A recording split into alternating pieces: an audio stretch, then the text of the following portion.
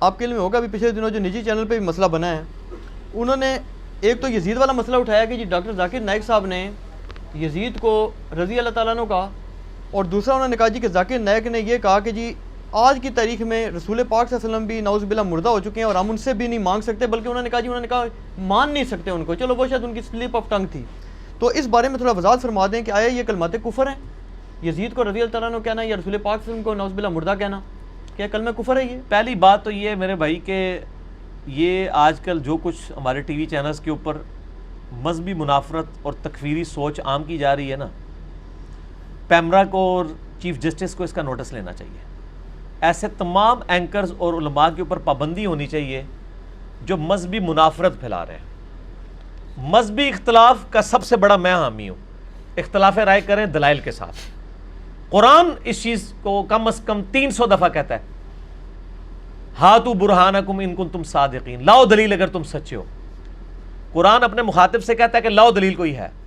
قرآن تو بعد ہی دلیل کہتا ہے کہ اختلاف کرو دلیل کے ساتھ. اور قرآن میں بھی آیا نا، ادعو الی سبیل ربک بالحکمہ والموعظۃ الحسنہ وجادلہم باللتی ہی احسن. مجادلہ بھی کرو احسن طریقے سے، اختلاف رائے کرو. مجادلہ کہتے ہیں علمی جھگڑے کو. علمی جھگڑے کی دعوت قرآن نے خود دی ہوئی ہے. میں کہتا ہوں علمی جھگڑا ہونا چاہیے، لڑائی کٹائی والا نہیں، علمی اختلاف. ٹھیک ہے، اس میں یہ نہیں کہ بار بار تھوڑی دیر بعد ایسے کر کے کھڑا ہو جائے، یہ کام نہیں ہونا چاہیے. علمی دلائل رکھیں، اختلاف رائے رکھیں. لیکن یہ کچھ چینلز جو یہ حرکتیں کر رہے ہیں نا جی، ان میں سے ایک چینل ٹاپ آف لسٹ ہے جس میں نے پچھلی دفعہ مسئلہ 178 ریکارڈ کرا کے نا 5 گھنٹے کا، اس چینل کی ساری بدعقیدگیوں کو اور بد عقیدہ علماء کو قیامت تک کے لیے دفن کر دیا. اب دوبارہ اس پہ ہم نے ویڈیو ریکارڈ ہی نہیں کرانی. مسئلہ 178 5 گھنٹے کا، کوئی دنیا جان کا مسئلہ جو انہوں نے ڈسکس کیا ہے. اس رمضان میں بھی جو پینے ڈال کے بیٹھے ہوئے ہیں یہ وہی ہیں جو پچھلی دفعہ تھے. میں ڈسکس کر چکا ہوں، دوبارہ ضرورت نہیں ہے. ان کا نوٹس لینا چاہیے، یہ تکفیری سوچ کو عام نہ کریں. اور میں نے دیکھا ہے وہ ابھار رہے تھے، خصوصاً اہل حدیث مکتبہ فکر کو ٹارگٹ کیا ہوا تھا کہ یہ گستاخ ہیں، واجب القتل ہیں، یہ ہیں وہ ہیں. اختلاف رائے رکھیں علمی دلائل کے ساتھ، زبردستی کسی کے اوپر فٹ کرنے کی کوشش نہ کریں. رہا یزید کا مسئلہ، تو میرے بھائی یزید کا مسئلہ تو بہت چھوٹا ہے. ہم نے تو یزید سے بھی بڑے بڑے مسئلے جو ہیں خلافت و ملوکیت کے، میری ویڈیوز یوٹیوب کے پر ریکارڈ ہیں. آپ یوٹیوب پہ جا کے لکھیں حضرت معاویہ رضی اللہ تعالیٰ عنہ اور یزید کے بارے میں سنی عقیدہ، لاکھوں لوگ میری ویڈیو دیکھ چکے ہیں. ایک اور ویڈیو ہے یزید اور جنتی لشکر، ایک طرف ڈاکٹر ذاکر نائک کی تصویر ہے تھم نیل پہ، ایک طرف میری ہے. میں نے علمی دلائل کے ساتھ ان کے ساتھ اختلاف کی ہے کہ وہ جنتی لشکر میں نہیں تھا شامل. علمی طریقے سے جواب دیں. یزید کا مسئلہ جب 2009 کے اندر ڈاکٹر ذاکر نائک نے اٹھایا نا، تو اس کے بعد صرف لوگوں نے گالی گلوچ کی ہے. میرے علم میں صرف 3 بندے ہیں جنہوں نے علمی رد کیا ہے ڈاکٹر ذاکر نائک کا بائی نیم. ایک یہ ہے کہ ویسے رد کرنا، وہ تو بڑے لوگ نکلے ہوئے ہیں، لیکن وہ ان میں سے ایسے لوگ بھی ہیں کہ جو ڈاکٹر ذاکر نائک کے مکتبہ فکر سے تعلق رکھتے ہیں، اس لیے اس کا نام نہیں لیتے، ان کو تو میں اس میں شامل نہیں کرتا ہوں. 3 بندے ہیں جنہوں نے بائی نیم علمی رد کیا ہے. پہلے نمبر پہ مولانا اسحاق صاحب رحمہ اللہ تعالی، المتوفا 2013 عیسوی، 28 اگست 2013 کو فوت ہوئے. میں نے ان کا جنازہ بھی پڑھا، اور میرے لیے تو 2013 کا سال سمجھ لیں کہ ایک غمگین سال تھا. 28 اگست کو یہ فوت ہوئے 2013 میں، اور 10 نومبر 2013 کو شیخ زبیر علی زئی صاحب فوت ہو گئے. دونوں کا جنازہ بھی پڑھا. آپ بھی بلکہ دونوں دفعہ ساتھ ہی تھے میرے، دفنانے تک ہم ساتھ رہے الحمدللہ. تو شیخ زبیر صاحب نے بھی رد کیا، لیکن ذاکر نائک کا نام لے کے نہیں کیا. بائی نیم رد اگر کسی نے کیا نا شیروں کی طرح، وہ مولانا اسحاق صاحب تھے. اس کے بعد اگر کسی نے رد کیا تو ڈاکٹر طاہر القادری صاحب نے کیا. باقی جس کو کہتے ہیں نا اس کو منطقی انجام تک پہنچانا، تو بغیر غرور اور تکبر کے، وہ صرف ایک بندے نے کام کیا ہے، انجینئر محمد علی مرزا نے. اور ہم نے ریسرچ پیپر بھی لکھ دیا. اے دکھاؤ، اٹھو جی، اٹھو دکھاؤ، اے دکھاؤ. یہ کہتے ہیں بار بار دکھانا ہے. یہ ان بھائی قرآن اور علی ساتھ رہیں گے قیامت تک. ٹھیک ہے نا جی، وہ تو حدیث ہے. واقعہ کربلا کا حقیقی پس منظر 72 صحیح الاسناد احادیث کی روشنی میں جنگ جمل، صفین، نہروان. واقعہ کربلا کا پس منظر 200 احادیث اہل سنت کی کتابوں سے، عربی میں بھی، اردو میں بھی، انگلش میں بھی، ہندی میں بھی. دنیا میں جو یہ ریسرچ پیپر جتنا عام ہوا ہے الحمدللہ، PDF بھی اس کا ڈاؤن لوڈ کریں 5B ریسرچ پیپر اہل سنت پاک.com سے. اس میں میں نے یہ سارا وہ یزید والا جنتی لشکر والا سارا اس میں وہ بھی کور کیا ہے. اور ہم نے پچھو گل شروع کی ہے جی حضرت عمر کی شہادت سے لے کے واقعہ کربلا تک رضی اللہ تعالیٰ عنہ علیہ السلام. تو ڈاکٹر ذاکر نائک سے مسئلہ مس ہینڈل ہوا ہے، لیکن زیادتی کی ہے ڈاکٹر ذاکر نائک کے مخالفین نے بھی. ایک اس سے تو چلے زیادتی ہوئی. انہوں نے ڈاکٹر ذاکر نائک کو یہ پورٹریٹ کیا کہ ڈاکٹر ذاکر نائک نعوذ باللہ سیدنا حسین علیہ السلام کے مخالف ہیں. توبہ توبہ توبہ. بھائی ڈاکٹر ذاکر نائک نے اسی ویڈیو میں کہا تھا جس ویڈیو کو یہ اٹھاتے ہیں، جس میں وہ امام ابن تیمیہ سے ڈسیو ہو کے انہوں نے جنتی لشکر والی بشارت فٹ کر. حالانکہ ابن تیمیہ بھی کوئی یزید کا سگا کوئی نہیں تھا. ابن تیمیہ بھی کہتے تھے میں اس سے دنیا کے بادشاہوں کی طرح ایک بادشاہ مانتا ہوں، خلیفہ راشد نہیں مانتا منہاج السنہ میں. لیکن دوسری طرف جنتی لشکر کی بشارت بھی فٹ کر دی جو آج تک اہل حدیث کو فٹ ہوئی ہوئی ہے. ایک غلطی وہ ایک بزرگان دین کر گئے نے انہوں نے، وہ فٹ ہے. اچھا، ڈاکٹر ذاکر نائک نے اسی ویڈیو میں کہا تھا کہ آج کی ڈیٹ میں جو حضرت حسین کا قاتل ہے یا اس کی مدد کرنے والا ہے میں اس پہ لعنت بھیجتا ہوں. اس کا موقف یہ تھا کہ یزید ڈائریکٹلی انوالو نہیں تھا، وہ انڈائریکٹلی بھی نہیں مانتے. تو یہ ایک اس کو علمی غلطی لگی نا. ایک بندہ کہتا ہے میں یزید کو مانتا ہی نہیں ہوں کہ اس میں شامل تھا حضرت حسین کے قاتلین میں، وہ یہ کام کر ہی نہیں سکتا. تو سر آپ اس کو بینیفٹ آف ڈاؤٹ دیں گے نا. جس طرح ڈاکٹر اقبال جو ہیں جن کو سارے کی الامت مانے ہوئے ہیں، وہ امام مہدی کا انکار کرتے ہیں. وہ کہتے ہیں مہدی کا عقیدہ ہی فراڈ ہے. تو میں نے تو آج تک کسی بریلوی دیوبندی اہل حدیث شیعہ کو نہیں سنا کہ ڈاکٹر اقبال تو منکرین حدیث تھا، وہ تو مہدی کو نہیں مانتا تھا. چلے اس ویڈیو کے بعد بھی کوئی جرت کر کے بتائے کہ جی ان کی خدمات دیکھیں، وہ اصل میں ان حدیثوں کو صحیح نہیں سمجھتے تھے، بینیفٹ آف ڈاؤٹ دیں. ڈاکٹر اقبال امت کے اجماعی عقیدے کو جو امام مہدی کے بارے میں انکار کر دیں تو ان کو بنا بینیفٹ آف ڈاؤٹ ملے گا. تو ڈاکٹر ذاکر نائک والا مسئلے میں تو اور لوگ بھی کئی ان کے ساتھ کھڑے ہوئے ہیں. یزید والے مسئلے میں کیا یزید کے ساتھ محبت کا راگ صرف ڈاکٹر ذاکر نائک نے الاپا ہے؟ حالانکہ انہوں نے نہیں الاپا. صرف انہوں نے کہا ہے کہ وہ جنتی لشکر والا وہ جو معاملہ ہوا، وہ انہوں نے کہا میں حسین کے قاتلین پہ آج کی ڈیٹ پہ لعنت بھیجتا ہوں، میں حسین سے محبت کرتا ہوں، یہ سب کچھ کرتا ہوں. باقی ان سے جو کچھ چھوٹا والا معاملہ ہے وہ تو سر شروع سے چل رہا ہے. امام محمد غزالی جو سارے صوفیوں کے امام ہیں، سارے بزرگان دین کے ماننے والوں کے امام ہیں، المتوفا 505 ہجری. امام غزالی کی بزرگی پہ تو کسی کو شک نہیں ہے. امام غزالی نے احیاء العلوم میں لکھا ہے کہ یزید کا نہ قاتل حسین ہونا ثابت ہے اور نہ یہ ثابت ہے کہ اس نے حضرت حسین علیہ السلام کے قتل کا کبھی حکم دیا ہو.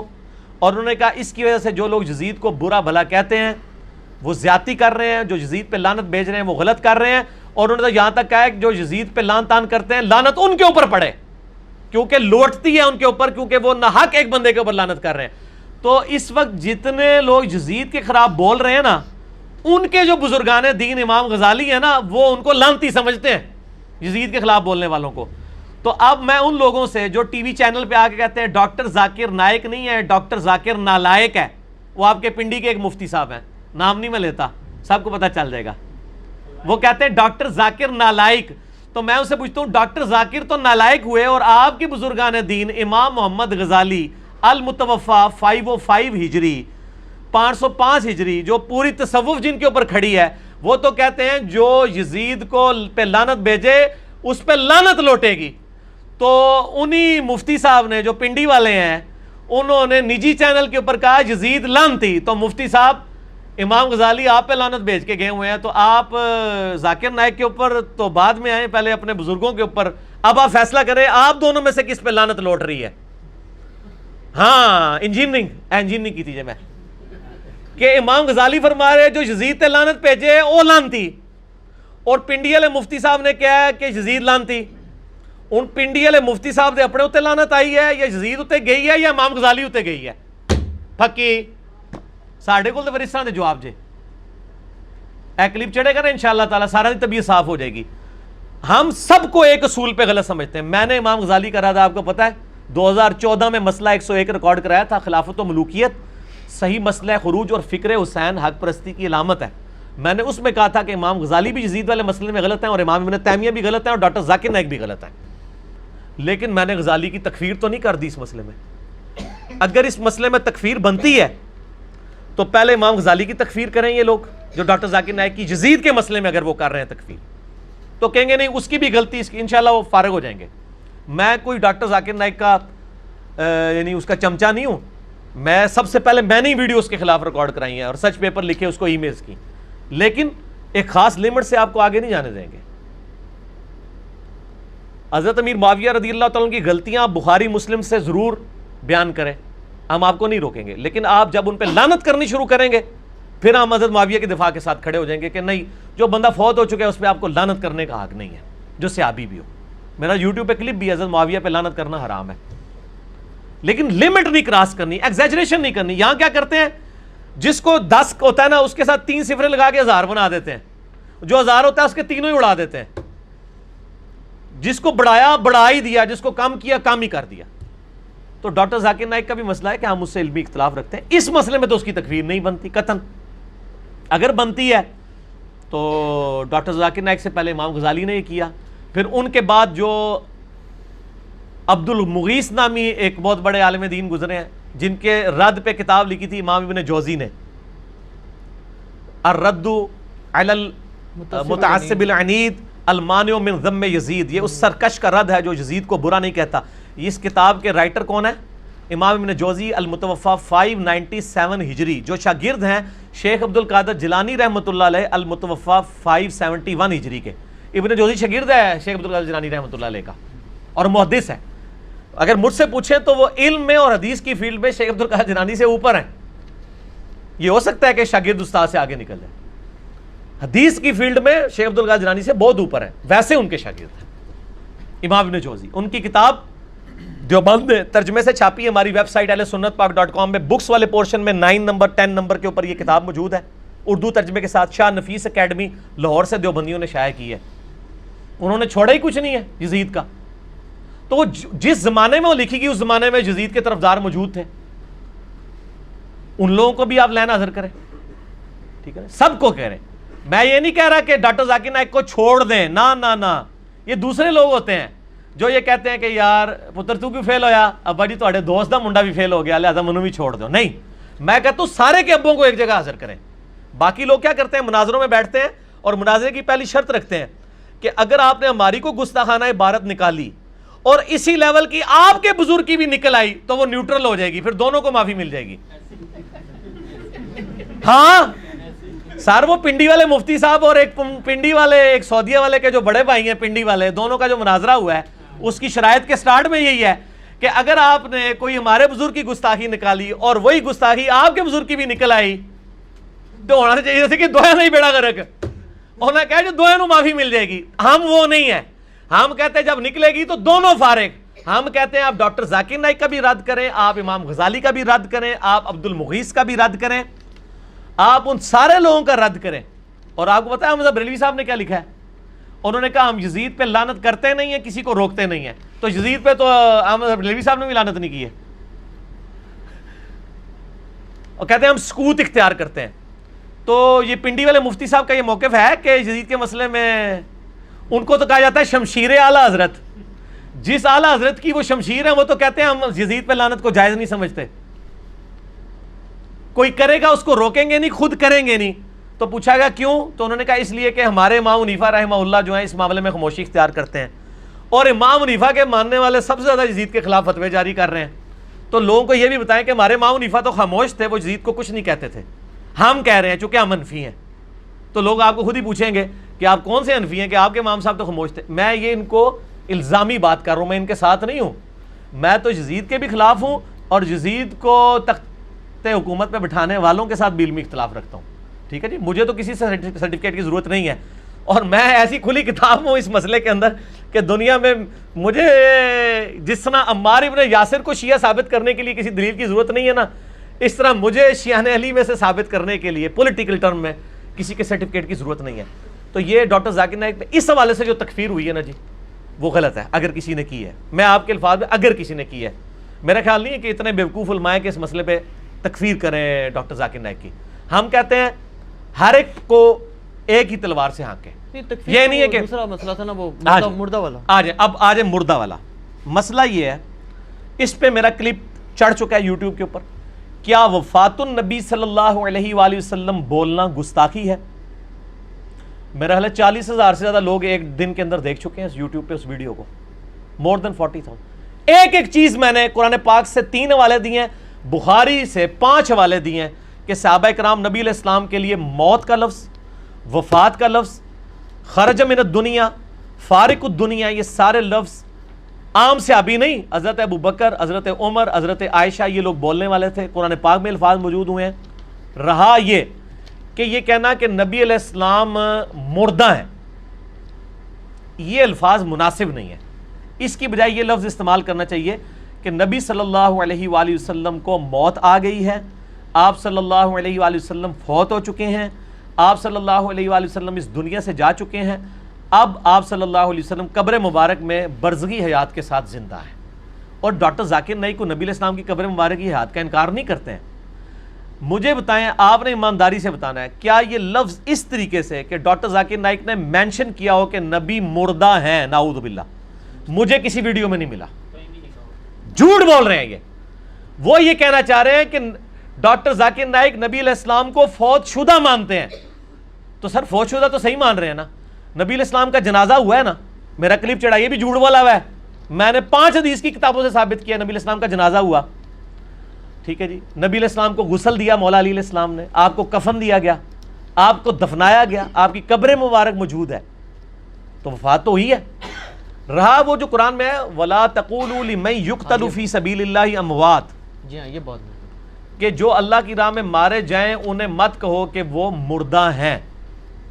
اموات کا لفظ ہے نا, مت کہو. دوسری جگہ قرآن خود کہہ رہا ہے کل نفس ذائقۃ الموت. اچھا, خود قرآن کہہ رہا ہے نبی علیہ السلام کے بارے میں وما محمد الا رسول قد خلت من قبلہ الرسل افئن مات. موت کا لفظ نبی علیہ السلام کے لیے خود استعمال کر رہا ہے اللہ تعالیٰ. او قتل, یا قتل ہو جائیں, شہید کا لفظ بھی نہیں. یا میرا کلپ دیکھ لیں, میں نے ان کے 14 طبق نہیں 28 طبق روشن کر دیے, بلکہ 1400 طبق روشن کر دیے. 1400 سال میں اگر کہیں تھے نا طبق ان کے. میری بات مکمل ہونے دیں, بیچ میں نہ ٹوکا کریں, کیونکہ میں خبریں نہیں پڑھ رہا ہوتا. اس وقت جو اللہ کی تائید مجھے حاصل ہے نا, جو کچھ میرے دل میں آ رہا ہے میں وہ بیان کر رہا ہوں. میں نے کوئی رٹا نہیں مارا ہوا, نہ یہ کوئی فیبریکیٹڈ انٹرویو ہوتا ہے میرا کوسچن آنسر سیشن. اس لیے بیچ میں نہیں ٹوکنا, جب تک میں خاموش نہ ہو جاؤں اس وقت آپ نہ بولیں بیچ میں. تو موت کا لفظ تو خود استعمال کیا. اب قرآن کس موت کی مخالفت کر رہا ہے؟ بیسیکلی کافر یہ کہتے تھے کہ یہ صحابہ جب شہید ہو رہے تھے نا, وہ کہہ رہے تھے دیکھو جوانی میں مر گئے, بچے چھوڑ گئے. اللہ نے فرمایا یار ان کو مردہ مت کہو, وہ اللہ کے لیے مرے, اللہ نے ان کو ایک اور زندگی دے دی ہے. یہ کافروں کو یہ بات بتائی گئی تھی کہ جو اللہ کی راہ میں مارے جائیں ان کو مردہ مت سمجھو, تم ان پہ افسوس کر رہے ہو, مر گئے, بچے چھوڑ گئے, بیویاں بیوہ ہو گئیں, خاندان اجڑ گیا. نا نا, اللہ نے ان کو بہت بڑی زندگی دے دی ہے. باقی اگر اس کا کوئی یہ مطلب لے کہ دنیاوی اعتبار سے وہ مردہ نہیں تھے, اگر وہ مردہ نہیں تھے تو ان کی بیویوں نے نکاح کیوں کیے ہیں بعد میں؟ ام سلمہ کا جب خاوند فوت ہوا ہے تو اس نے نبی علیہ السلام کے ساتھ شادی کیوں کر لی ہے؟ امہات المومنین میں سے ہے نا, خاوند کو مردہ ہی مانا ہوا ہے نا. زندہ بندے کی بیوی کسی دوسرے کے ساتھ شادی کرتی ہے؟ مانا ہوا ہے نا. نبی علیہ السلام کی بیویاں کو جو دوسروں سے شادی کی نہیں ہے, اس کی ریزن یہ نہیں ہے کہ نبی علیہ السلام کی مبارک زندگی ہے, نہیں. اس کی ریزن قرآن میں آئی ہے النبی اولا بالمؤمنین من انفسہم وازواجہ امہاتہم. نبی کی بیویاں امت کی مائیں ہیں, چونکہ ماں کے ساتھ نکاح نہیں ہو سکتا اس لیے وہ نکاح منع ہے. ورنہ کیا نبی علیہ السلام کی وفات کے اوپر ان کی بیویوں نے سوگ نہیں کیا؟ سر سوگ کیا نا. حتیٰ کہ مسلم شریف میں آتا ہے کہ امہات المومنین نے اپنے بال بھی چھوٹے کرا کے کندھے تک کروا دیے تھے کہ ہمارا تو خاوند مر گیا, ہم تو زینت ہی نہیں کر سکتے کسی کے لیے. امہات المومنین تو پوری زندگی سوگ میں رہی ہیں حضور کی وفات کے بعد. تو سوگ جو ہے وہ فوت شدہ کا ہوتا ہے یا زندہ بندے کا؟ نام ذکر کرتے تھے رونا شروع کر دیتی تھی.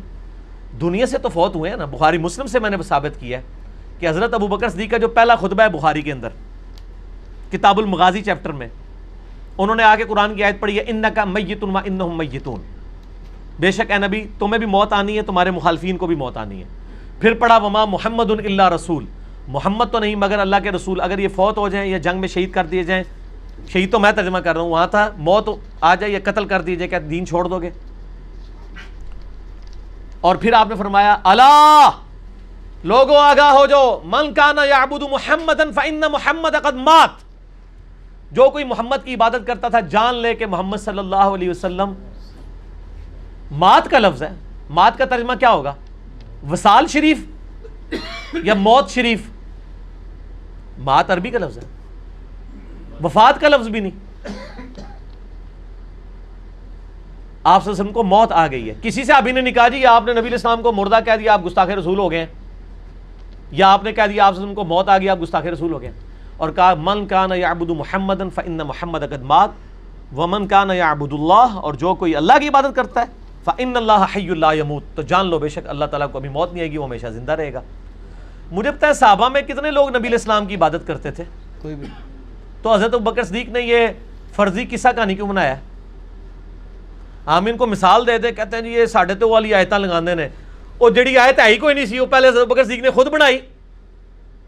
یہ آیت تھی کہ جو محمد کی عبادت کرتا تھا وہ جان لے کے اور محمد کی عبادت تو کوئی کرتا ہی نہیں تھا صلی اللہ علیہ وآلہ وسلم، نہ آج کوئی کرتا ہے.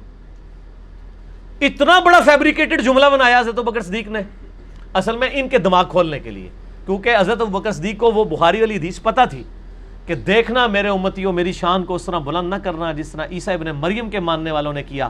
میں اللہ کا بندہ اور اس کا رسول ہوں، مجھے اللہ کا بندہ اور اس کا رسول کہنا. اصل میں اس انسانیت نے ایک بہت بڑا رسک فیکٹر انوالو ہو چکا ہے.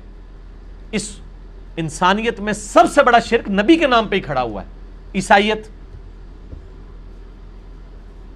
کس کے نام پہ کھڑی ہوئی ہے؟ کسی بت کے نام پہ. میں کہتا ہوں حضرت عیسیٰ کو تو 2.25 ارب لوگ عبادت میں کلیم کر رہے ہیں نا، 1.5 ارب مسلمانوں نے بھی یہی کام کرنا تھا اگر نبی علیہ السلام اتنی سخت تعلیمات نہ ارشاد فرما کے جاتے. اور حضرت ابوبکر صدیق نے صحیح وفات کے بعد آپ کی اس بات کو مزید انڈورس کر دیا کہ جان لو اگر کوئی محمد کی عبادت بھی کرتا تھا نا تو جان لو کہ محمد کی عبادت نہیں، ہم اللہ کے ماننے والے ہیں، محمد تو ہمارے لیڈر ہیں، ہم جو عبادت ہے وہ اللہ کی کر رہے ہیں. سارے ان کو پتہ ہی نہیں ہے، یہ اللہ کے نام کے اوپر تو بھڑکتے نہیں ہیں، اللہ کے نام کا تو مذاق اڑاتے ہیں اور باقی ناموں کے اوپر بھڑکنا شروع کر دیتے ہیں. تو یہ کہنا کوئی گستاخی نہیں ہے. رہا یہ کہ نبی علیہ السلام کو ماننا، وہ میں نے کلپ دیکھا ہے شاہ جی، انڈیا کے لوگ گاف بول ہی نہیں سکتے. مانگنا اس نے بولنا تھا تو ماننا نکل گیا. دوسرا ماننا لفظ کو تو انہوں نے پکڑ لیا، وہ پورا جملہ کیا تھا؟ جملہ بتا رہا ہے کہ مانگنا بولا یا ماننا بولا ہے، جملہ خود بتا دے گا. وہ جملہ یوں ہے، انہوں نے کہا سادھو سنت لوگوں کو تو چھوڑ دو، آج کی ڈیٹ میں وہ بات ہو رہی تھی کیا قبروں سے جا کے مانگ سکتے ہیں؟ جو فوت شدگان ہیں ان کو مدد کے لیے پکار سکتے ہیں، سادھوؤں کو بزرگوں کو؟ تو اس کے جواب میں اس نے کہا کہ تم ان بزرگوں کو تو چھوڑو، آج کی ڈیٹ میں تو محمد صلی اللہ علیہ وآلہ وسلم کو مانگنا بھی حرام ہے.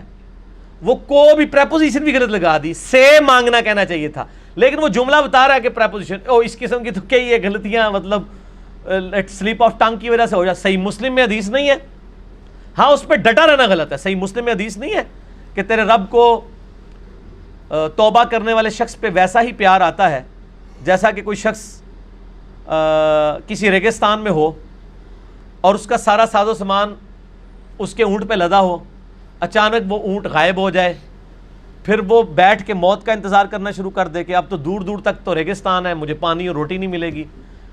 اس کی آنکھ لگ جائے، اچانک کھلے، پھر اونٹ سامنے ہو اور وہ اتنا خوش ہو کہ اے اللہ میں تیرا بندہ تو میرا رب، یہ وہ کہنا چاہے لیکن زبان لڑکھڑا جائے اور الٹ الفاظ نکل جائیں کہ اے اللہ تو میرا بندہ میں تیرا رب، یعنی اس کی خوشی کی انتہا نہ رہے، اس کی زبان لڑکھڑا جائے. اس شخص سے زیادہ اللہ کو خوشی ہوتی ہے جب کوئی شخص اللہ کی طرف توبہ کرتا ہے. سبحان اللہ. اللہ تعالیٰ تو حمد و مائل و کرم ہے. یہ مثال آپ صلی اللہ علیہ وسلم نے بیان کی زبان کے لڑکھڑانے کی، لیکن اس کی دلیل کے اوپر جو صوفیاء کے شطیحات ہیں نا، جو یہ کہتے ہیں صوفیاء نے بھی جو بولے ہیں نا وہ سارے گستاخانہ جملے، وہ نبی علیہ السلام کے بارے میں نہیں بولے ہوئے ہیں، صرف وہ صحابہ کے بارے میں بھی بولے، اللہ کے بارے میں بھی بولے، سب کے بارے میں بھی، اور بار بار بولے اور کتابوں میں بھی بار بار چھاپے. ایک بار کسی کا نکل جانا اور ہے، مثلا میری زبان سے نکل گیا، جس طرح نکل گیا وہ دجال کی بجائے کافر نکل گیا، تو مجھے ایک بندے نے توجہ دلائی کہ آپ نے کافر کہنا تھا، میں کہوں میں نے ٹھیک ہے، میں ہوں بھی کہوں گا، دوبارہ کہوں گا، حالانکہ یہاں تو پھر بھی کوئی مسئلہ نہیں، دونوں کا مطلب ہی ہے کہ لیکن ایک بندے سے زبان کی لغزش کی وجہ سے نکل گیا تو میرا بندہ میں تیرا رب, اور آپ اس کو کہتے ہیں میرے بھائی آپ نے غلط کہہ دیا, وہ کہے گا مجھے تو پتہ نہیں چلا, اچھا میں اب دوبارہ ریپیٹ کرتا ہوں. وہ یہ تو نہیں کہے گا میں دوبارہ بار بار ریپیٹ کروں گا, ایسے تو نہیں کرے گا نا. تو ڈاکٹر ذاکر نائک کو جب یہ پوائنٹ آؤٹ کیا گیا, اس نے ریٹن میں یہ جمع کروایا, سرکار لوکل تھانے میں اس نے ریٹن میں جمع کروایا کہ میں نے یہ بولنا تھا, یہ نکل گیا. لیکن یہ لوگ معاف کرنے کے لیے تیار نہیں ہیں, اور دوسری طرف ان کے بزرگوں کی گستاخانہ عبارتیں یہ خود چھاپ رہے ہیں, ہم نے ہائی لائٹ بھی کر دی ہیں, ان کی پرنٹنگ بند نہیں کر رہے ہیں. اپنی منجی سارے ڈنڈا کو نہیں وہ پھیردا, چوتھے ملے بڑے ہوئے ہیں, چیلنجنگ کر دینے ہو, ساڑھے نل چار کر لو, یہ کر لو, وہ کر لو. میں کہتا ہوں آپ چیلنج کریں اپنے ان بزرگوں کی کتابوں کو چھاپنے والوں کو جن میں گستاخانہ عبارتیں, آپ دوسرے محلے میں بیٹھے ہیں ان کو چیلنج نہ کریں, غلطی علمی طریقے سے ہائی لائٹ کریں. ڈاکٹر ذاکر نائک نے جو یہ مانگنے کا لفظ تھا وہ ماننا نہیں, اس نے بولا تھا مانگنا کہا تھا. تو نبی علیہ السلام سے آج کی ڈیٹ میں مانگنا, آپ صلی اللہ علیہ وآلہ وسلم کو مدد کے لیے پکارنا, اس نے کیا کہا تھا حرام ہے ڈاکٹر ذاکر نائک نے. میں کہتا ہوں یہ نبی علیہ السلام کی گستاخی ہے, اصل میں اس کو الفاظ کا چناؤ نہیں آتا. اب میں جو لفظ کر رہا ہوں نا یہ صحیح جا کے فٹ ہوگا, آرام کی وجہ سے تو وہ آپ کو پتا ہے توحید کے نام سے ہی ان کو چیڑا ہے اس پارٹی کو, کہتے ہیں دیکھ لو نبی کا گستاخ ہو گیا ہے. ہم آپ کو بتاتے ہیں آپ نبی علیہ السلام کے گستاخ ہیں جو نبی علیہ السلام سے آپ مانگ رہے ہیں, حالانکہ ہمارے نبی علیہ السلام ہمیں یہ تعلیم دے کے گئے ہیں کہ ہر مشکل اور پریشانی میں اللہ سے مانگنا ہے. آپ نبی علیہ السلام سے مانگ کر رسول اللہ کے بہت بڑے گستاخ بن رہے ہیں, کیونکہ آپ کی تعلیمات کے خلاف ہے. آپ نے کہیں تعلیم فرمایا کہ میری قبر مبارک پہ آ کے مجھ سے مانگ لینا؟ صحیح بخاری میں 1010 نمبر حدیث ہے. نبی علیہ السلام کی وفات کے بعد حضرت عمر کے دور میں جب قحط پڑ گیا, سیدنا عمر نے دعا کی, انا کننا نتوسل الیک, اے اللہ, اے بخاری شریف, یہ دکھانے کی نہیں دکھانی نہیں ہے سر, میں بتا رہا ہوں یہ پڑھی ہوئی نہیں ہے, پڑھی ہوئی ہے. اب میں اس میں سے وہ بخاری شریف چونکہ میرے سامنے ہے, میں 1010 نمبر حدیث کھول بھی لیتا ہوں کہ حضرت عمر کا کیا عقیدہ ہے کہ آج کی ڈیٹ میں نبی علیہ السلام سے مانگنا چاہیے کہ نہیں مانگنا چاہیے. ہاں جی, اللہم انا کننا نتوسل الیک بنبینا صلی اللہ علیہ وآلہ وسلم. قحط پڑ گیا, حضرت عمر نبی علیہ السلام کے چچا عباس ابن عبد المطلب کو لے کے نکلے اور کہا اے اللہ جب تک تیرے نبی ہم میں موجود تھے پہلے پہل ہم ان کو تیری بارگاہ میں توسل کے طور پر پیش کرتے تھے. اور توسل کا مطلب کیا کہ ان کی دعا کی برکت سے بارش نازل ہوتی تھی. فتسقینا, تو ہم پہ بارش برسا دیا کرتا تھا. وَإِنَّا نَتَوَسَّلُ إِلَيْكَ بِعَمِّ نَبِيِّنَا, آج اب ہم نبی صلی اللہ علیہ وآلہ وسلم کے چچا کو توسل کے طور پر لے کے آئے ہیں. حضرت عباس کو ساتھ لے کے گئے تھے. فسقنا, پس ہم پہ بارش نازل فرما. قال, حضرت انس ابن مالک کہتے ہیں فیسقون, تو ان کے اوپر بارش نازل ہو جایا کرتی تھی. حضرت عمر کو پتہ کیا چاہیے تھا, وہ یہ کہتے کہ اے اللہ جب تک تیرے نبی ہم میں موجود تھے ہم ان کو لاتے تھے, اب ہم نبی علیہ السلام کی قبر مبارک پہ آئے ہیں. یا رسول اللہ صلی اللہ علیہ وآلہ وسلم, جب تک آپ قبر مبارک سے باہر تھے آپ ہمارے لیے دعا کرتے تھے, اب ہم آپ کو قبر پہ پکارتے ہیں, آپ اللہ کے حضور ہمارے لیے دعا کریں تاکہ اللہ تعالیٰ ہم پہ بارش نازل فرمائے. یہ جو فارمولہ آج ایک خاص پارٹی نے, ایک فرقے نے اپنی پبلک کو سکھایا ہوا ہے, حضرت عمر کو یہ فارمولہ نہیں آتا تھا. حالانکہ حضرت عمر وہ صحابی ہیں کہ بخاری مسلم میں آتا ہے صلح حدیبیہ کے موقع پر جب پانی کم پڑ گیا اور ساری طرف سے وہ ایک پیالہ جمع کیا گیا, تو حضرت عمر ہی وہ تھے جنہوں نے نبی علیہ السلام سے کہا تھا یا رسول اللہ اپنے مبارک ہاتھ اس میں ڈالیں تاکہ اس سے چشمے جاری ہوں. نبی علیہ السلام نے ایک پیالے میں ہاتھ ڈالا. جابر بن عبداللہ کہتے ہیں 1500 صحابہ نے پانی پیا, جانوروں کو پلایا, سٹور کر لیا, اور اللہ کی قسم ہم 1,00,000 بھی ہوتے تو وہ پانی اس سے بھی زیادہ تھا. حضرت عمر یہ کام کروا چکے تھے. تو میرا خیال ہے سب سے بیسٹ پرسنالٹی تھی حضرت عمر کہ وہ ایک پیالہ اٹھاتے, قبر رسول پہ جاتے اور کہتے یا رسول اللہ اپنا ہاتھ مبارک باہر نکالیں, اس پیالے میں رکھ دیں, امت کو سیراب کر دیں. یہ لا کے جعلی روایتیں مصنف ابن ابی شیبہ سے, جی ایک بدو آ گیا, عرابی آ گیا, اس میں عامش مدلس سے روایت کر رہا ہے. وہ جعلی روایتیں ایک دور کی کتابوں سے پیش کر رہے ہیں, اور خلیفہ راشد کا عمل صحیح بخاری کے اندر موجود ہے جو پوری امت کو عقیدہ بتا رہا ہے, وہ لیتے ہی نہیں ہے. ہمارا عقیدہ حضرت عمر والا ہے, ان کو تو وسوسہ بھی نہیں آیا کہ میں جا کے قبر مبارک پہ کہوں یا رسول اللہ میں نے تو یاد ہوگا آپ کو میں نے صلح حدیبیہ کے موقع پہ بھی آپ سے یہ چشمے جاری کروائے تھے, آپ مہربانی فرمائیں. لیکن نہیں, آپ ذرا دیکھ لیں وہ فضائل اعمال کے اندر بھی تبلیغی جماعت کی کتاب اور فیضان سنت دعوت اسلامی کی کتاب بریلوی دیوبندی دونوں نے اپنی کتاب میں لکھا ہے کہ حضور کی وفات کے 550 سال بعد شیخ احمد رفاعی نے آگے قبر رسول پہ شعر پڑھے تو نبی علیہ السلام نے قبر مبارک سے ہاتھ باہر نکال دیا. کتنا بڑا جھوٹ ہے. اما عائشہ کے لیے تو ہاتھ نہیں نکلا, سیدہ فاطمہ کے لیے تو ہاتھ نہیں نکلا جب اما عائشہ جمل کے لیے گئی ہیں. بعد میں جو شرمندہ ہوئی اس وقت نبی علیہ السلام روک لیتے. یہ سب جھوٹ فیبریکیٹڈ واقعات ہیں. بالکل آج کی ڈیٹ میں نبی علیہ السلام کیا کسی بھی فرشتے سے, کسی بھی مرے ہوئے بندے سے, چاہے وہ کوئی نبی ہو, فرشتہ ہو, فرشتے کو خیر بیچ میں سائڈ پہ کر دیں, کوئی جن ہو, کوئی بزرگ ہو, اس سے مانگنا گستاخی ہے نبی علیہ السلام کی شان میں, کیونکہ نبی علیہ السلام نے یہ تعلیم نہیں فرمایا. اچھا اب میں اجازت دو. اور اس کے اوپر میرا ڈیٹیل لیکچر ہے. مسئلہ نمبر 3, دعا صرف اللہ ہی سے. جتنے دھوکے انہوں نے دیے ہوئے اس پہ, ان کے جواب آپ نے مجھ سے نہیں لینے, کیونکہ وہ 1.5 گھنٹے میں نے دیے ہوئے ہیں. اور میرا ریسرچ پیپر ہے دعا صرف اللہ ہی سے, ahlsunnatpak.com سے ڈاؤن لوڈ کریں. اور اسی کی ایکسٹینشن ہے وسیلہ اور توسل کے صحیح احکام و مسائل. وسیلے کو ہم بھی مانتے ہیں, لیکن آپ والا وسیلہ نہیں, حضرت عمر والا وسیلہ جو انہوں نے بتایا وسیلے کا مطلب کیا ہے.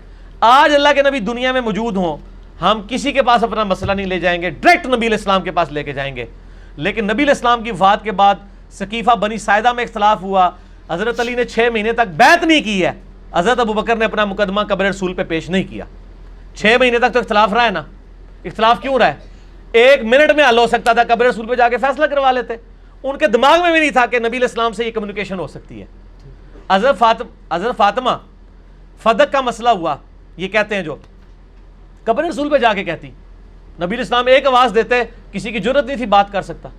ان کو پتا تھا کہ اب نبی کے ساتھ ہماری کمیونیکیشن قیامت تک نہیں ہو سکتی. بالکل جھوٹے عقیدے انہوں نے گھڑے ہیں. اس لیے آپ کو کسی حدیث میں خلفاء راشدین کے بارے میں نہیں ملے گا, بلکہ اس کے الٹ ملے گا. بخاری مسلم میں حدیث ہے, نبی علیہ السلام کی مبارک زندگی میں 70 صحابہ کو دھوکے سے شہید کر دیا گیا. وہ جب شہید ہونے لگے انہوں نے کہا اے اللہ ہمارے نبی کو ہمارے حال کی خبر کر دینا کہ ہم نے تیرا دین نہیں چھوڑا. اور نبی علیہ السلام وہاں بیٹھے ہوئے اشک آنکھوں سے جاری ہیں, آپ کو اللہ تعالیٰ نے مطلع کر دیا. انہوں نے کہا یا رسول اللہ آپ دیکھ لیں ہم آپ کے امتی آپ کا دین نہیں چھوڑ کے جا رہے. کہا اللہ ہمارے نبی کو ہمارے حال کی خبر کر دینا.